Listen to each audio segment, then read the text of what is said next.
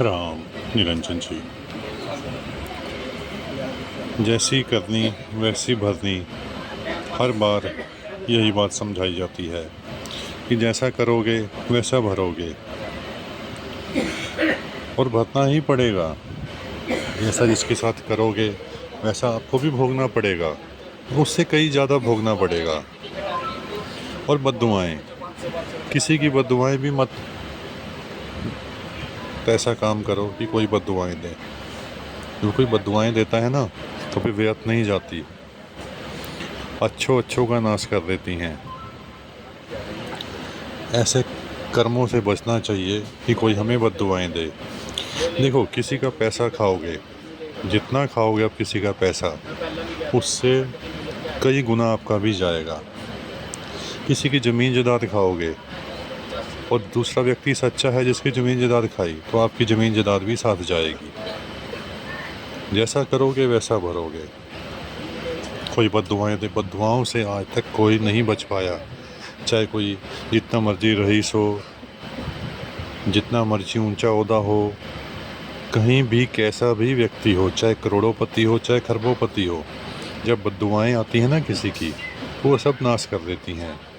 उसे तो भोगना ही होता है, साथ में उसके परिवार को भी भोगना पड़ जाता है, उसी कई पीढ़ियों का नाश हो जाता है। तो ऐसा कभी कोई काम नहीं करना चाहिए कि कोई व्यक्ति हमें बद्दुआएं दे। बद्दुआओं से बचना चाहिए। हाँ, अगर आप कहते हो कि हम ठीक हैं, कोई हमें बद्दुआएं दे, हमें कोई दिक्कत नहीं, कोई परेशानी नहीं, हमने बुरा नहीं किया। हमें देखो, सिर्फ दो ही शख्स अच्छे से जानते हैं, एक हमारी आत्मा और एक परमात्मा।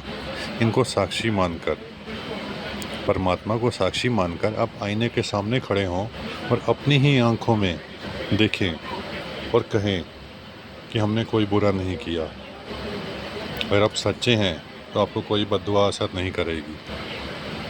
और जो बद्दुआएं दे रहा है उससे बैठकर बातचीत भी करनी चाहिए। अगर कोई कमी है आपकी तो माफ़ी मांगनी चाहिए, ताकि वो बद्दुआएं ना दें।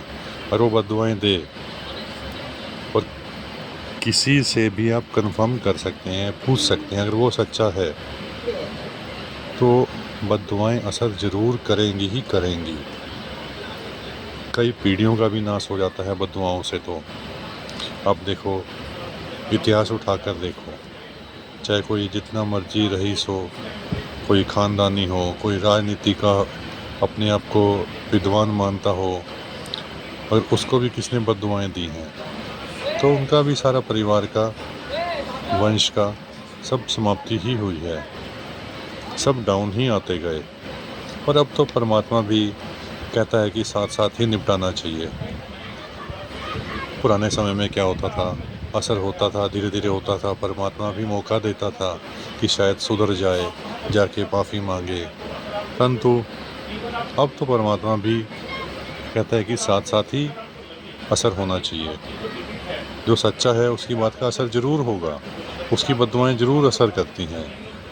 कभी भी कोई ऐसा काम ना करें कि कोई व्यक्ति बद्दुआएं दे, बुरा कहे, किसी का ऐसा मत करो।